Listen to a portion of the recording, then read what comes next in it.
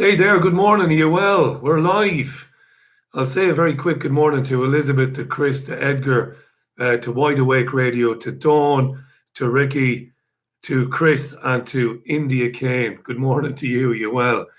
I'm fulfilling a little bit of a promise here that I made a few months ago, or even last year. I'm planning every morning from now on in, every weekday morning at 9:30 UK time, to review. Good morning, Nick Farrell. How you doing, Nick? To review the UK's newspapers, and that's going to be a regular feature. It's not going to be a pile of extra work on me, really. Not a lot, really. I read the newspapers every morning very early anyway, and I'm familiar with what's in them as much as what's on the front pages.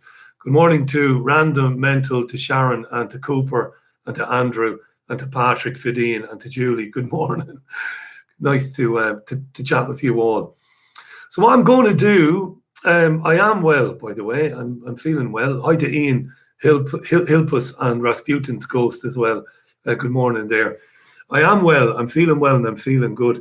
And thanks for the questions about the move, which has been really stress-free. I have to say that, to be totally honest. I think it's been very stressful for the dog, for Jazz. She's finding it difficult. Good morning to Emily in Bournemouth. How you doing, Emily? And to Carol Simpson. Good morning, Carol. The dog has found it very disconcerting, discombobulating. She's settling in, but it's taken her a bit of time. But for Caroline and myself, it's been a very stressless and stress-free and easy move as far as moves can go. Good morning, Susan. That's Susan Hayward Tonkin. How you doing, Susan? Friend of ours. Hi to Andy and to Terry in Singland in Limerick. How you doing, Terry? Nice to chat with you this morning. So yeah, it's been a really easy move. Delighted that to be kind of finally set up. This is the studio area. I've posted photographs of it online from the side where you can see the studio itself, the equipment, the gear, the mixing desk, and the computers. It's an amazing setup that I've got here. As I said before, it really is BBC broadcast standard.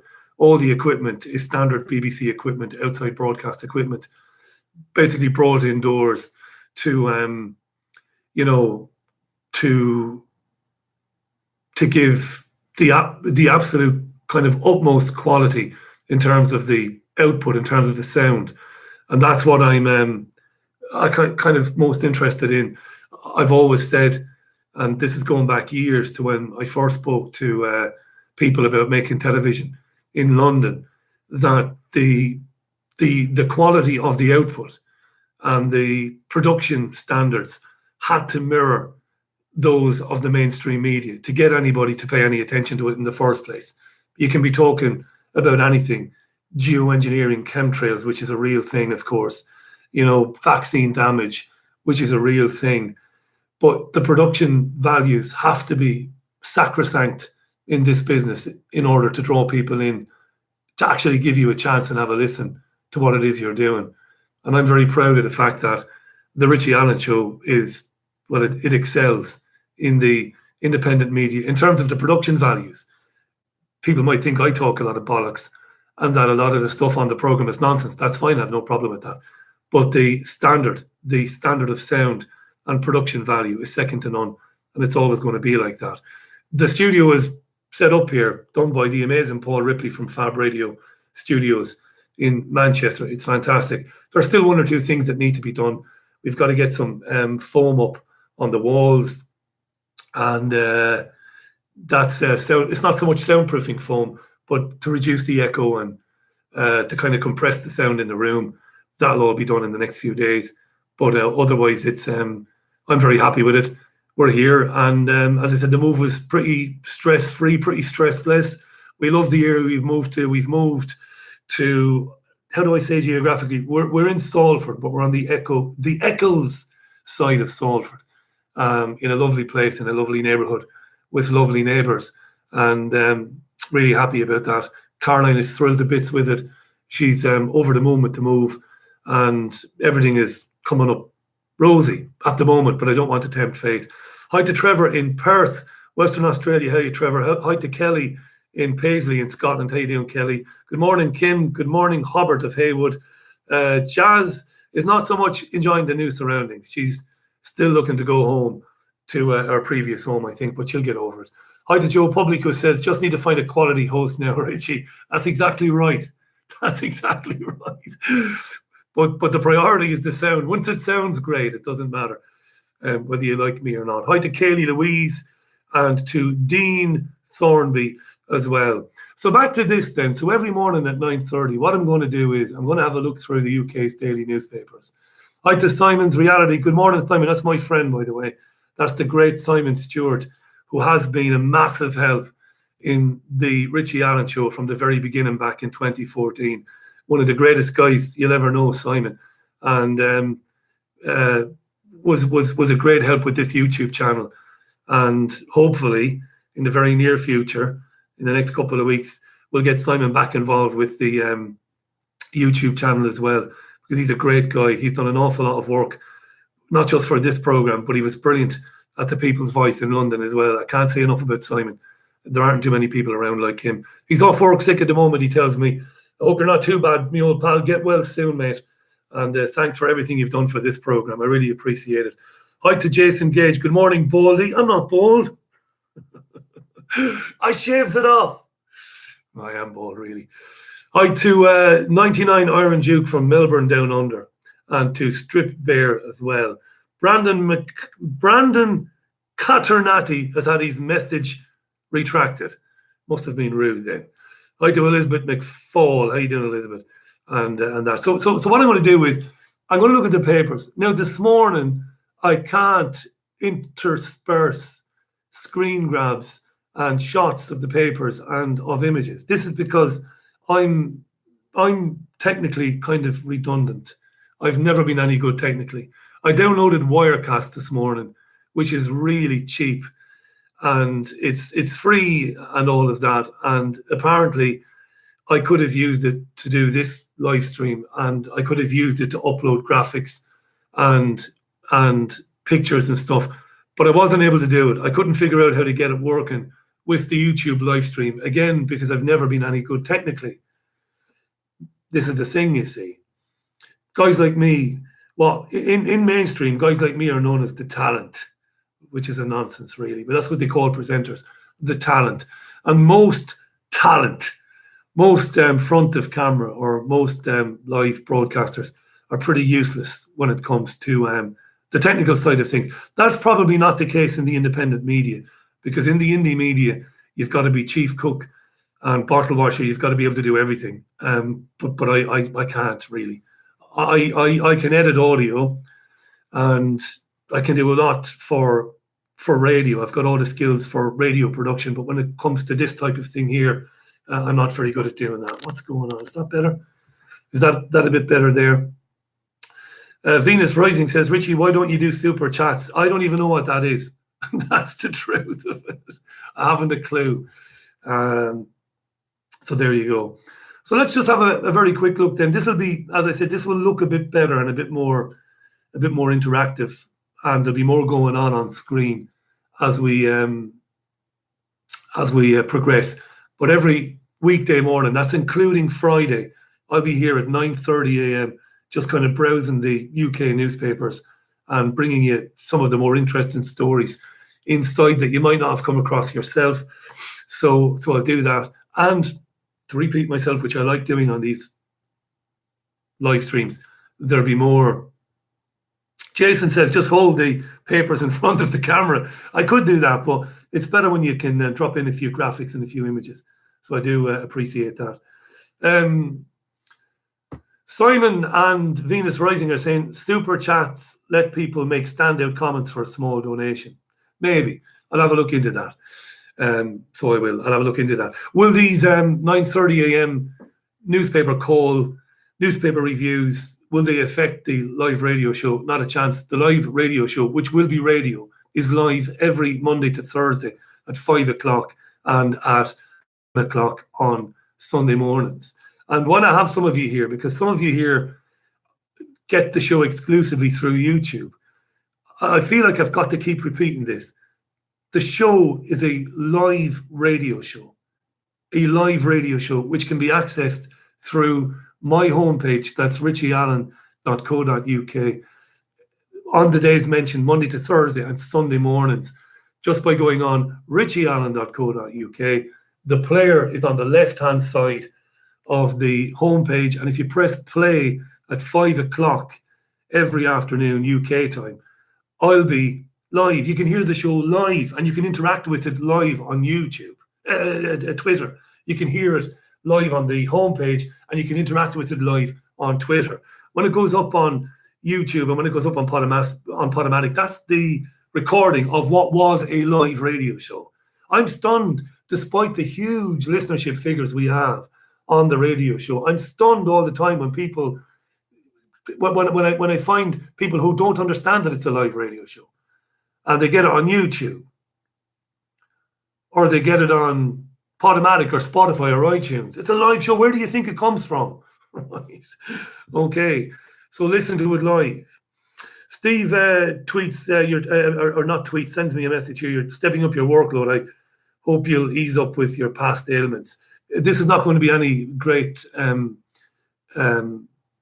impact on my working day. Like I said, I read the newspapers every morning as research for the radio show anyway, so it doesn't matter. I might as well be reading them with you and chatting about them with you, and it'll give me more of a presence on YouTube anyway. Because all I do with YouTube is upload the Richie Allen Show. I take the music out of it and I just upload it. And that's what I do. But I want to do more with it. And I'm hoping that as we're kind of going to be monetizing the YouTube channel again, that Simon can do a bit more with me, because he's a great guy. I've been chatting to Simon in the last couple of weeks about that.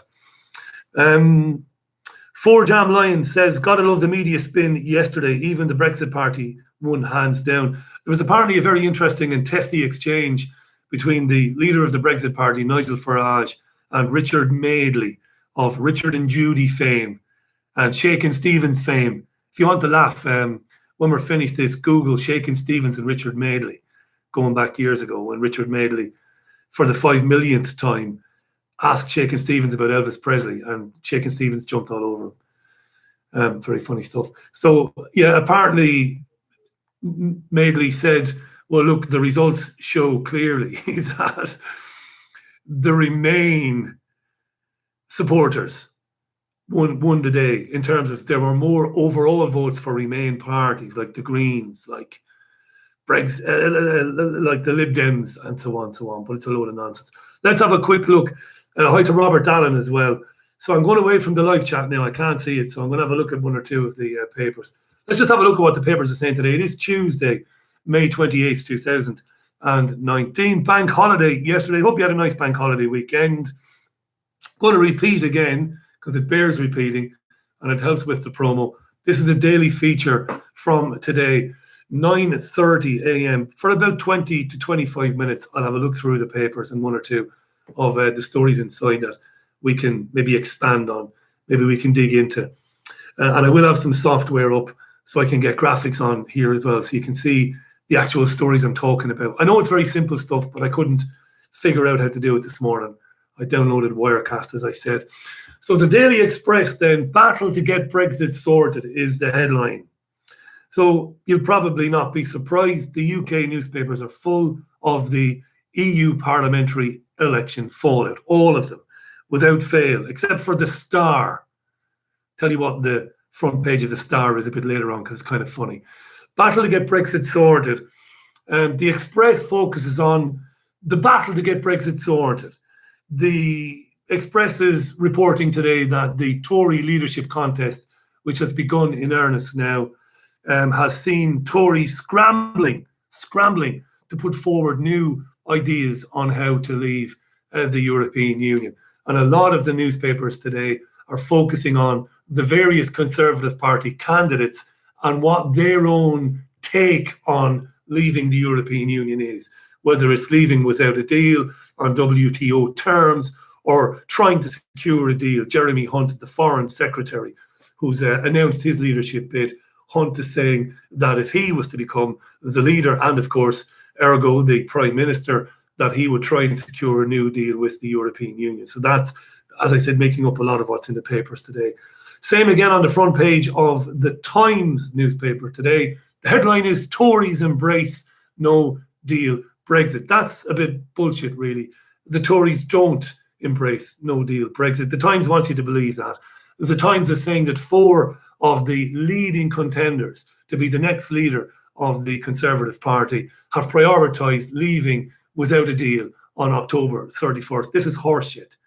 Yeah, if you read Boris Johnson in the Telegraph, yeah, if you read one or two others, like Dominic Raab, the former Brexit secretary, if you read them in terms of the spin that is put on their leadership campaigns by right of centre newspapers, they're putting this spin that these guys are generally hardline Brexiteers, that if you vote for Raab, if you vote for Johnson, these are the most likely guys to take us out of the EU with no deal. This is horseshit.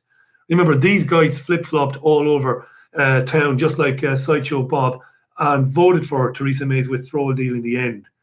They're all liars, all of these people. All of them. So don't buy into this notion that there's a real split amongst the contenders, that so many of them favour leaving without a deal. I don't buy it for a minute. The Daily Telegraph. Pursuing a no-deal Brexit would be suicide for Conservatives, warns Hunt. So that's the headline. Pursuing a no-deal Brexit would be suicide for Conservatives, warns Hunt. So he's writing in the Telegraph today saying that a no-deal scenario would result in a general election that would see the Tories wiped out. So Hunt says we can't leave without a deal, because if we do, there will be a general election and Remain parties will absolutely annihilate the Conservatives. So Hunt is saying he would prefer to seek a new deal with the European Union, which I told you about a minute ago. In The Guardian, again, it's all the EU election fallout. It's all Brexit. I wonder what sort of effect Brexit and the coverage of Brexit has put on the circulation of the newspapers. I wonder. I'd love to get the figures.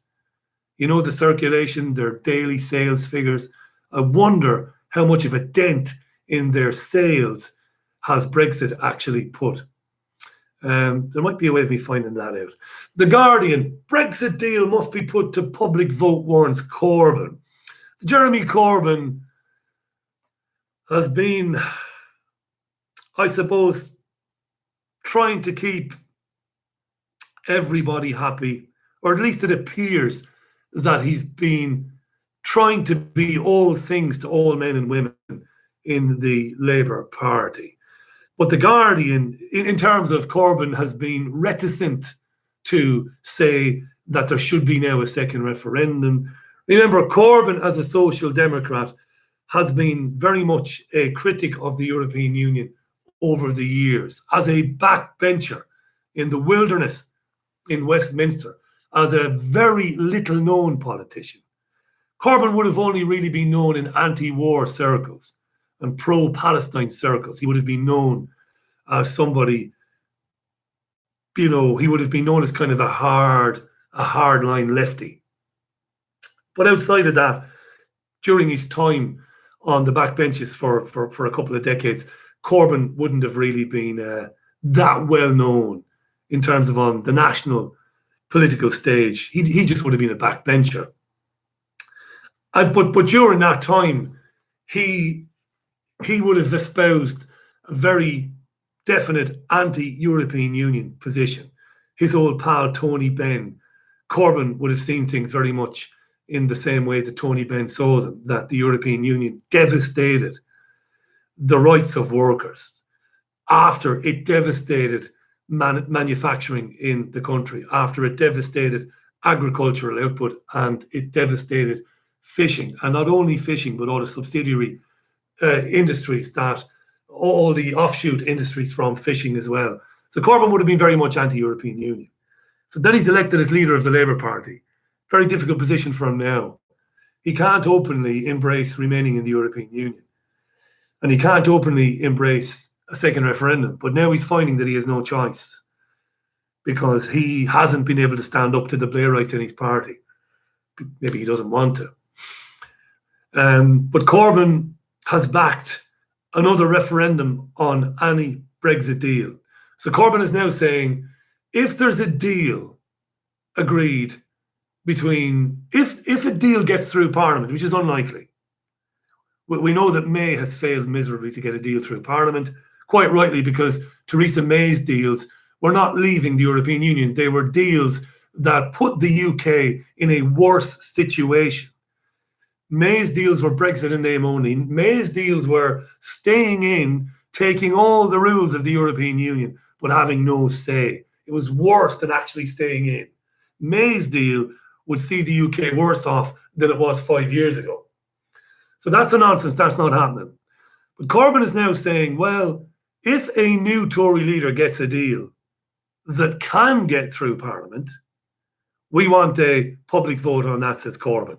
But he's stopping short of calling for an out-and-out second referendum, which puts the Labour Party in as much disarray as the Conservative Party, because Corbyn's Shadow Chancellor John McDonnell has yesterday said that he now supports a second referendum because he feels that a general election is not going to happen.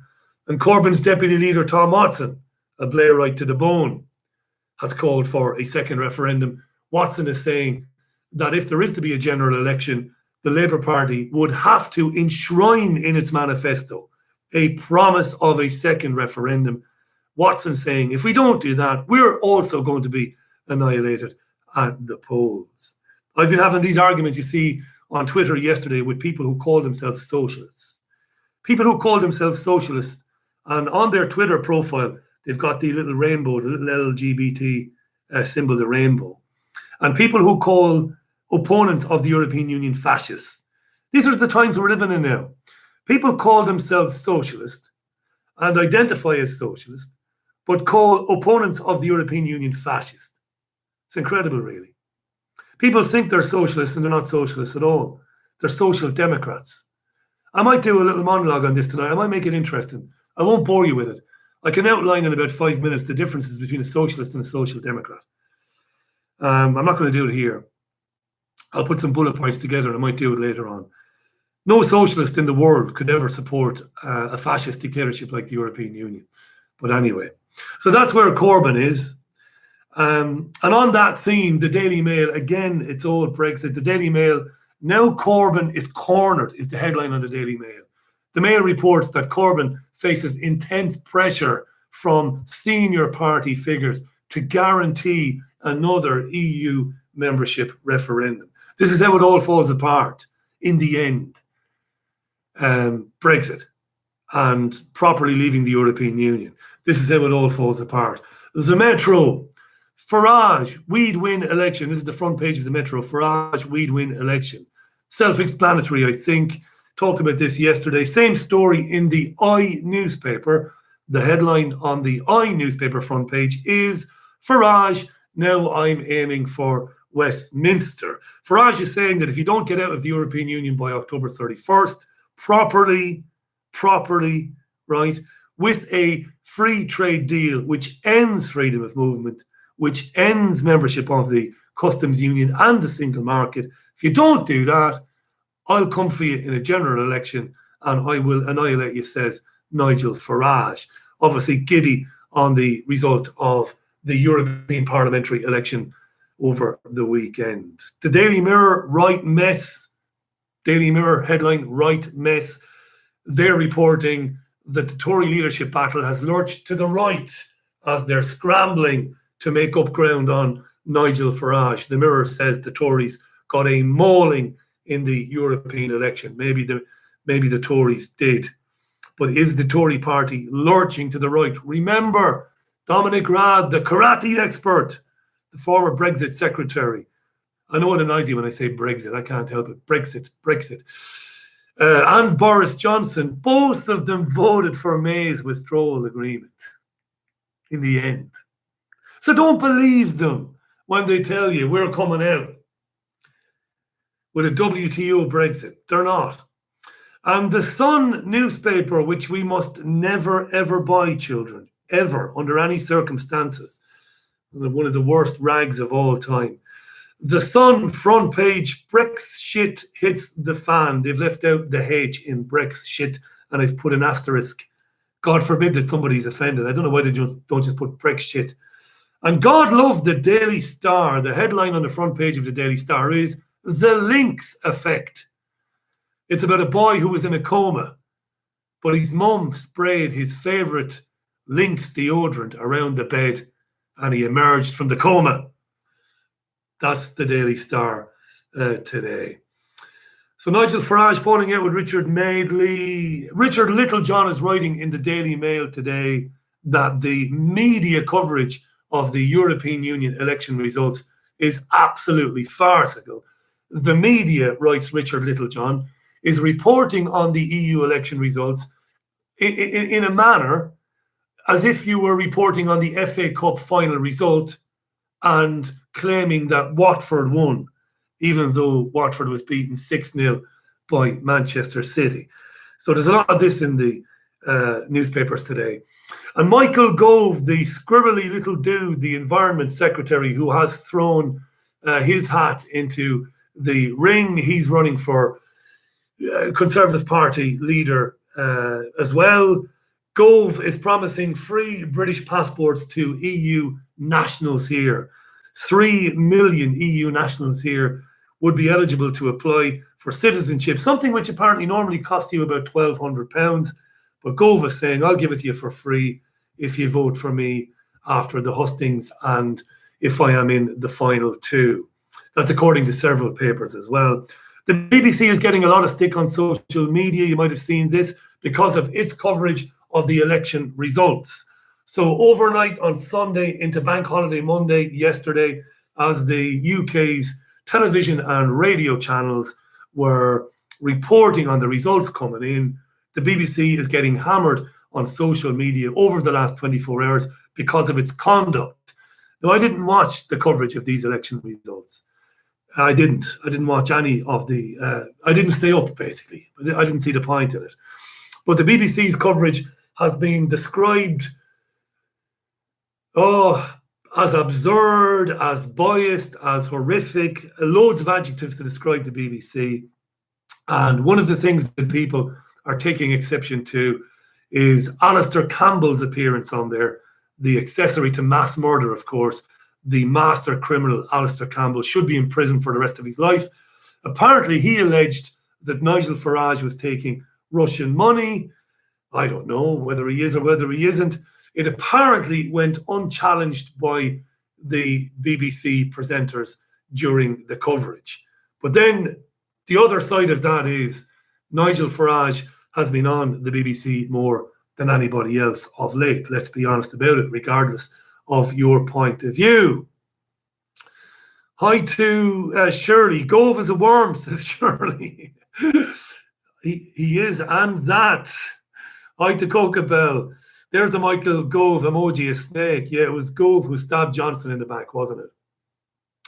Rasputin's Ghost, Battle of Britain 2.0. Here they come again. Kelly Reid, UK politics, it's all bad theatre, as Gerald Salente would say. It certainly is. Charlie Silverman, hell is empty. All the devils are here amongst us, says Charlie. Mick Brown says, self-serving politicians, have they forgot what UK voted for? The biggest vote in our history. But Mick, we don't now and never have lived in a democracy. And this is why I like to focus on this stuff.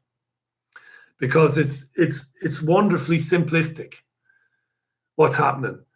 And it's very easy to shine a light on this and to explain to people. This is why people like me have never endorsed any politicians. This is why people like me gave up voting in elections a long time ago. And yes, I've had people on the program, people like Ben Gilroy in Ireland, whom I love. I love Ben.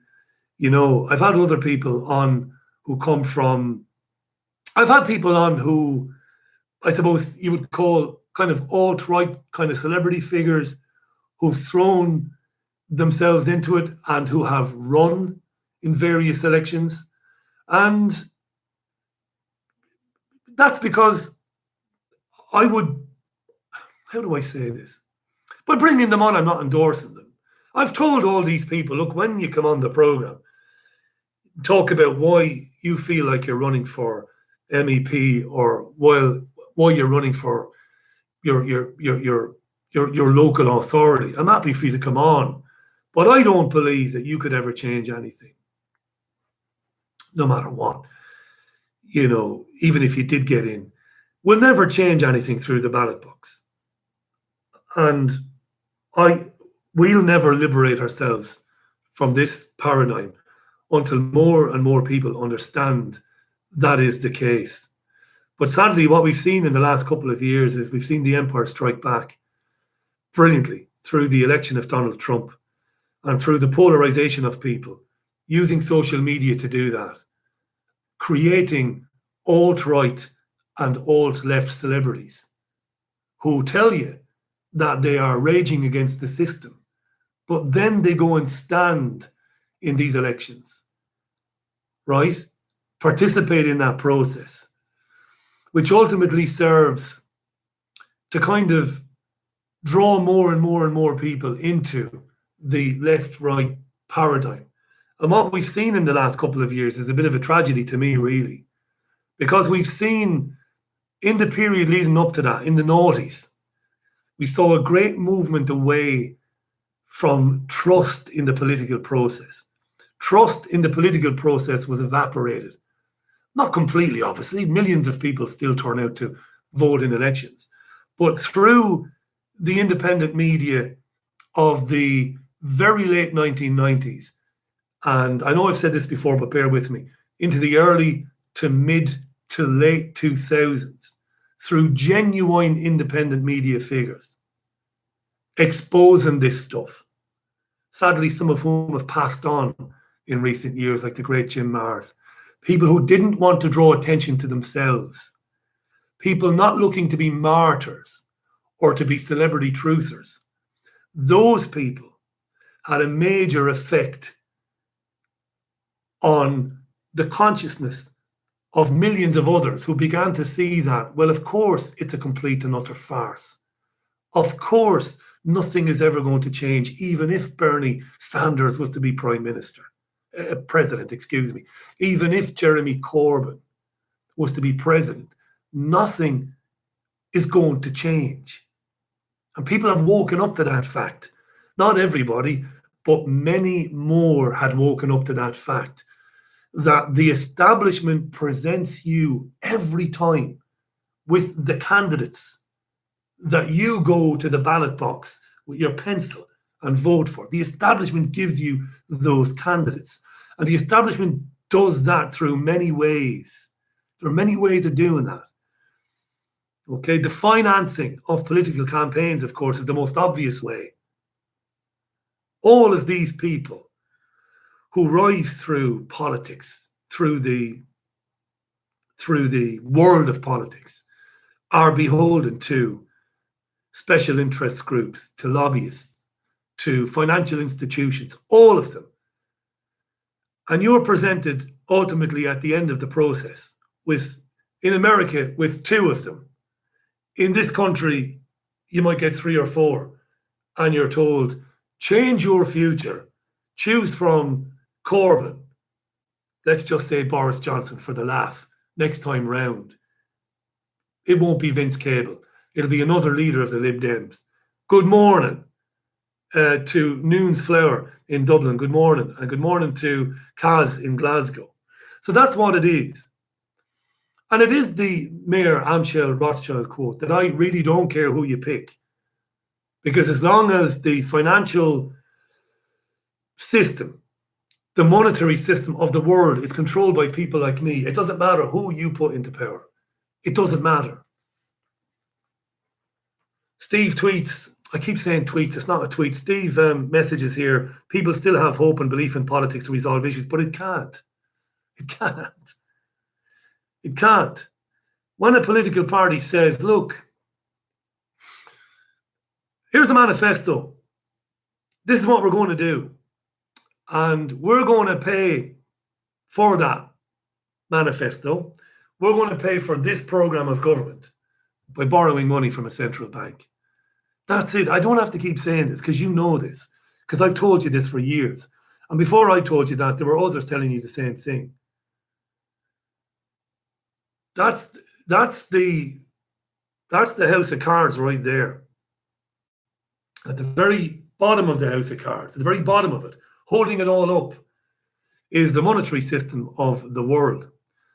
And no politician in history, I shouldn't say that, no politician today, no man or woman, has ever, especially in a prominent position, has ever spoken about the financial control system of the world, about the shadowy banking cartels who vicariously control every single one of us on planet Earth through the issuing of fiat currency, fractional reserve banking. These people get to say, we have all the money. If you want some, you've got to come and get it from us. But the money is imaginary money. It's a figment of the imagination of the people who loan it into existence. These are the people who really control the world. The people who get to say who gets money and who doesn't get money. And that's why until more and more people wake up to this fact that your vote is worthless. And it doesn't matter whether it's to send Mary Murphy to the local council, Dublin City Council, or whether it's to send Jeremy Corbyn back to Westminster in Islington. Your vote is worthless. It is a charade. It's a sham. And we were making great strides in the late 2000s, waking millions of people up to this, getting people away from the notion that, well, we got screwed this time, but next time it'll be different because I'll vote for Tulsi Gabbard. She'll be great, Tulsi. Tulsi Gabbard is just Jeremy Corbyn in a skirt. Nice woman, nice looking woman, nice sounding woman, says the right things about war and Syria and stuff like that. But Tulsi Gabbard can't do anything. And if Tulsi Gabbard, in the unlikely, Kazi tweets if voting made a difference, Richie, it would be banned, exactly. In the unlikely event that someone like Tulsi Gabbard ever made it to the White House, nothing would change. Barack Obama was saying all the same things that Tulsi Gabbard is saying today. If you don't believe me, go back to 2005. Go back and look at what this lawyer from Illinois was telling people. Donald Trump was saying all the things that Tulsi Gabbard was saying. He really was. We can't be involved in fighting wars overseas. We can't be doing that. We can't be committing US troops over. We've got to stop trying to be the policeman of the world. All that old bollocks.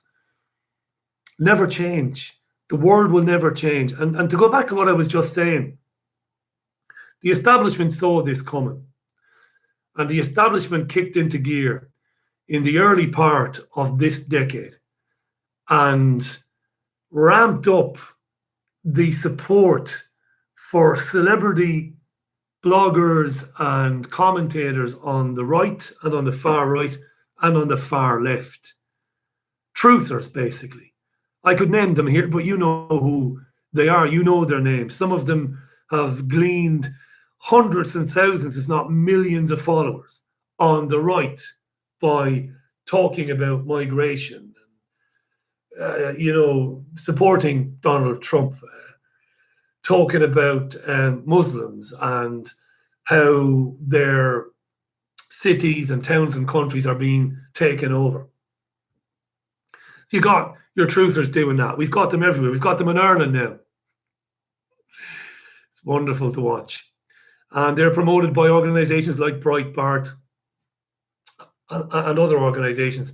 And on the far left then, you've got your counterparts. You've got the counterparts of your Lawrence Southerns and all these Ann Coulter wannabes. We see them cropping up everywhere. That's what you've got.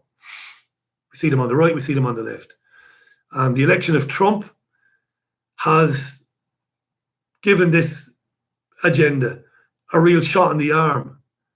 And it's re-engaged people with the political process just after a time when people had been shaking their heads and walking away from it. Just after that period where more and more people had woken up to the fact, particularly after the Obama administration, people are like, sure, it's just a nonsense, isn't it? It doesn't matter who we put in there. It never ends.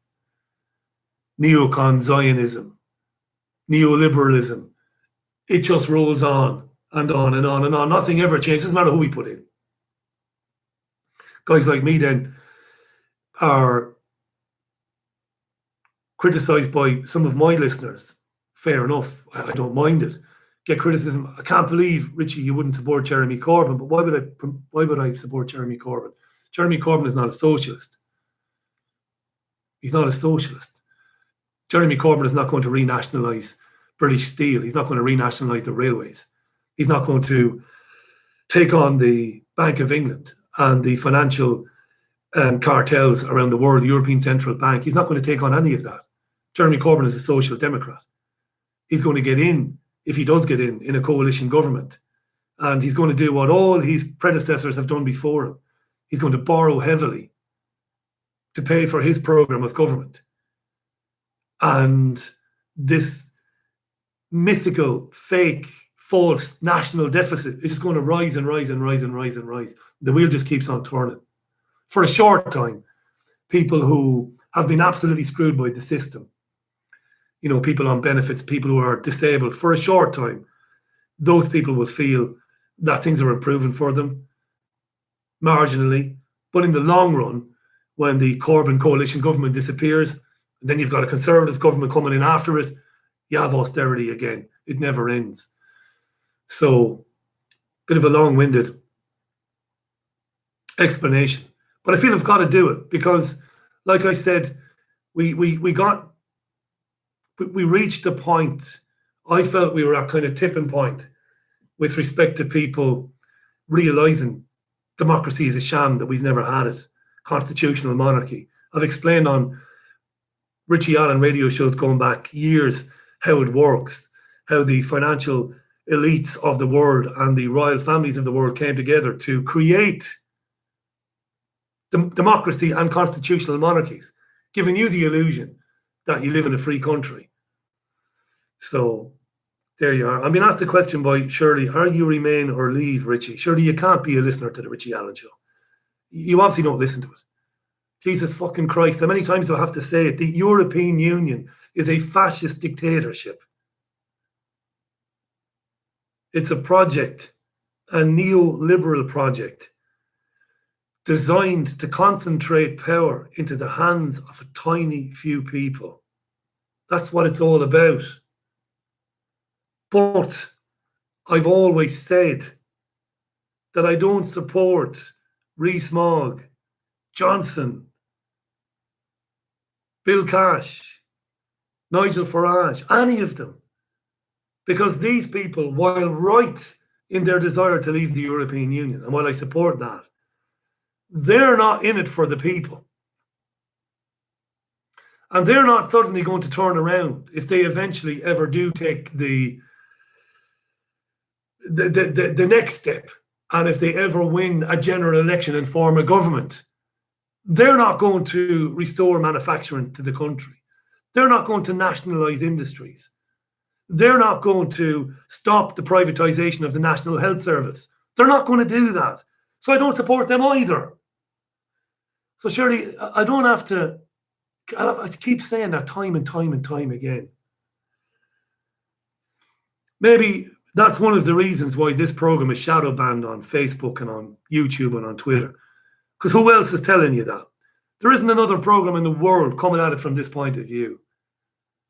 It's as simple as that. Yes, leave the European Union. Yes, because all it was ever about was destroying national sovereignty around Europe, taking power away from national parliaments. We never had any power anyway. Okay. But we had the illusion of it. They're removing the illusion of it. Take power away from national parliaments and put it in the hands of a few unelected commissioners. That was always the plan. Control the many, or the control of the many by the very, very tiny few. It's a fascist dictatorship which has destroyed, as I said 1,000 times, manufacturing, fishing, agriculture in this country. It is the European Union that tells the UK government you can't intervene to help your ailing steel industry. Imagine that. And you say you're living in a free country. And you've got socialists on Twitter saying, no, we've got to stay in the European Union. Guys who call themselves socialists. No real socialist has ever supported the European Union. Look at Tommy Sheridan in Glasgow. Tommy might be living in Edinburgh, a real socialist. Others going back years, real socialists, couldn't speak out enough against the European Union and what it does to the working class and to working people and to semi-skilled and low-skilled workers and people. It obliterates them. That's what the European Union does. But I don't believe that our future is any better if it's in the hands of neoliberal free market capitalists like the ones I mentioned earlier on, Nigel, Bojo, and all the rest of them. So that's what it is. I think I've made myself clear on 1,000 radio shows. I'll speak to anybody. I'll let them speak. I'll enjoy chatting with them on the radio, but I don't support any of them, ultimately. So that's where we are with that. So we're approaching, coming up for 17 minutes past 10. So I'm going to be doing this every morning, but I'm not going to be banging on about the European Union or how it works every morning. But what I want to leave you with is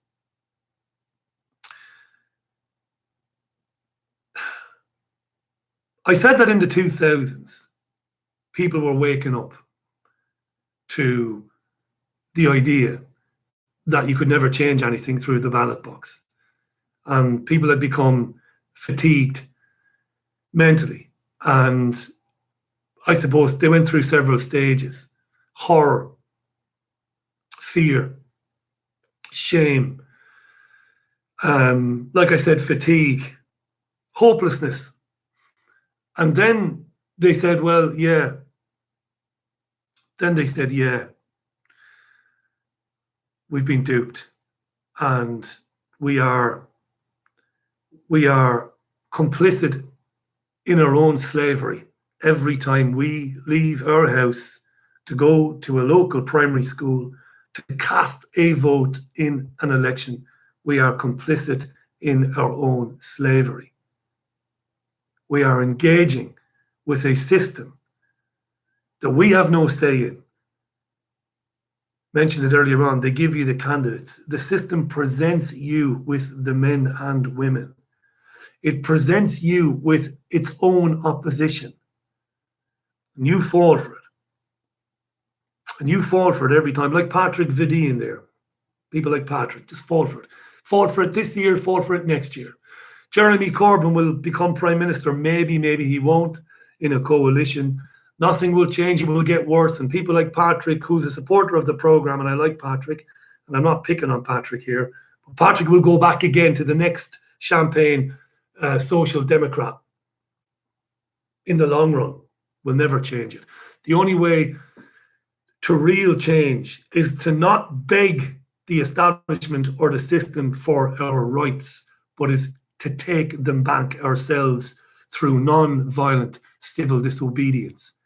Not to stand for election or not to vote in an election, but to come together in large numbers and to refuse to comply with the system, to turn your back on the system, and to take away the power that you give it every 2 years and every 4 years and every 5 years when you go back to the ballot box.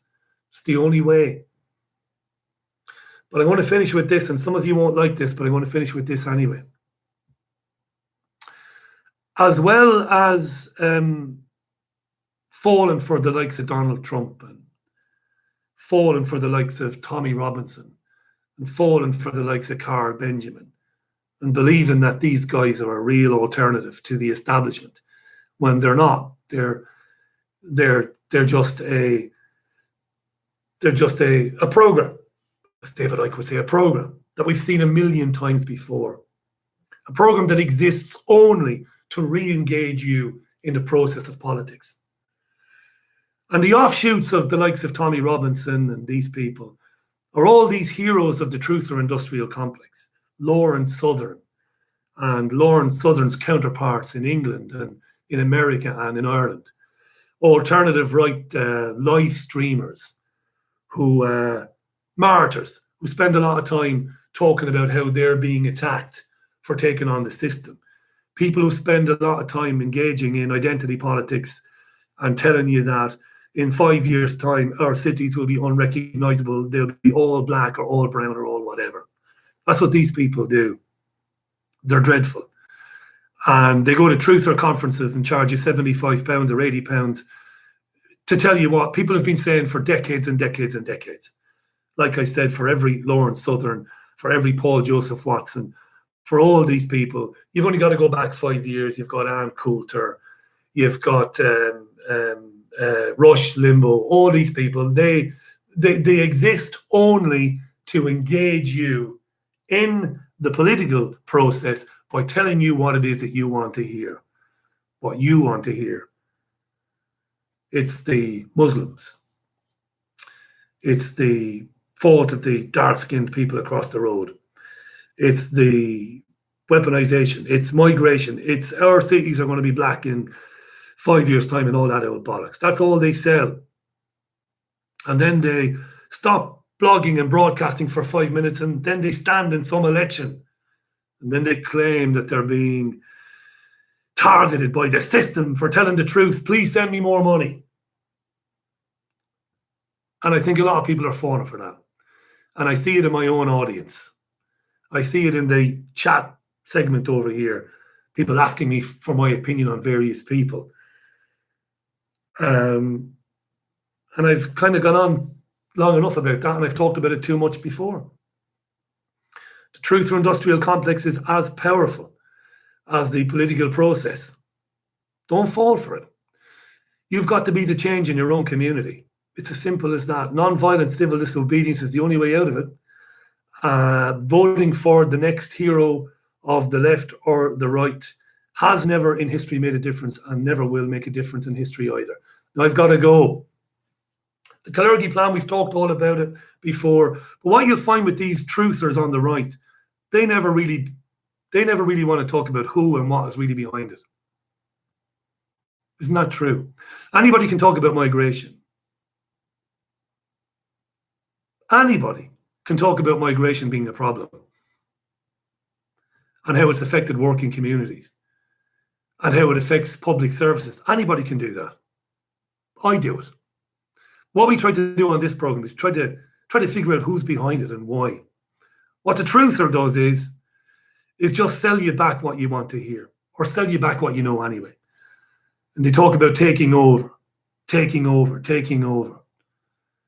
They talk about multiculturalism. They got a lot of cliches, got a lot of easy answers for you, but they never want to go behind the veil to find out what's going on, who's really behind it and why.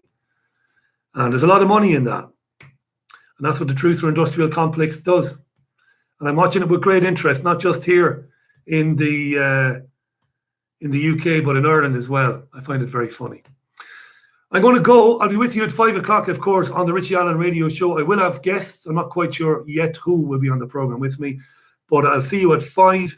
That's every day this week, Monday to Thursday, 5 p.m. to 7 p.m. UK time, most of the time. And I'll be with you every morning from now on in at 9:30. That's 9:30 a.m. reviewing the UK daily newspaper. So until 5 today, thanks for tuning in this morning, by the way. Good to be with you. Bye for now. Bye now.